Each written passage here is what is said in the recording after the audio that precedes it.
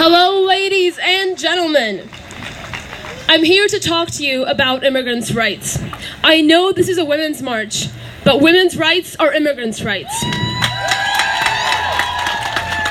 My story as an activist began when my family immigrated to the US almost 10 years ago, with the hopes and the impression that here we would be able to chase our wildest dreams. That here we would be in the land of freedom, justice, and equality. However, as I grew up, I faced walls after walls placed in front of my family, and we weren't even trying to cross the border. Despite having the privilege of documentation, my family faced unlivable minimum wages, the horrific working conditions, segregated schools, and I knew that my naive perception of a utopian and welcoming America was a complete and utter lie. Through thick and thin, I held on to my wild dreams and put them down on paper in the form of art. It was an outlet for me to envision and realize what was missing from my world.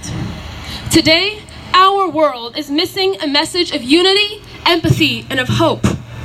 Instead, it is full of polarization and hate. Illegals, aliens, criminals. These words aim to create a singular and racist narrative that erases the humanity and individuality of a person, of an immigrant.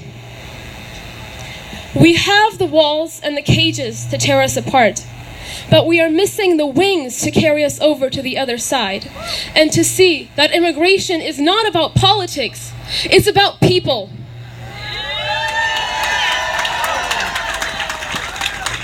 What better symbol to embody this message than a simple monarch butterfly? This creature with its dainty wings leaves the impression of being weak and small, yet it makes incredible journeys across the Americas each year.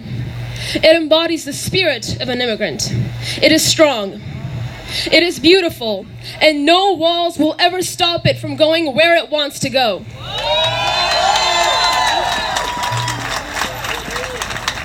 This is the foundation and the spirit of the Monarch Project.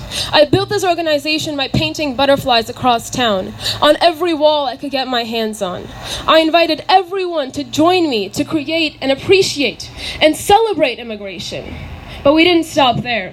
I spoke to over 600 students in high schools, making sure that they understood what DACA meant, making sure that they knew what was going on at the border, and making sure that they knew that they could make a change.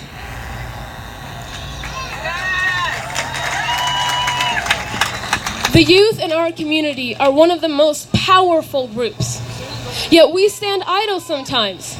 We have to vote. We have to speak up. We have to make change happen. Each of my butterflies represents the story of a real Sonoma County immigrant. Each one brings awareness to at least one more person as they walk past. Each one invites joy and hope. Still, some people right in Santa Rosa didn't want these butterflies because they were afraid it was too openly political. It's funny, I didn't think that supporting diversity in Sonoma County was a political issue. This shows that though my butterflies are powerful, they are not enough. The immigrants who are the foundation of Sonoma County's culture and economy face human rights abuses that we simply cannot accept. And seeing this crowd of incredible women and men, I know that we will not accept. As sisters, daughters, and allies, I ask you to not stand idle in between marches and headlines. I ask you to stand with immigrants so that the just America I envisioned as a child becomes a reality. Thank you.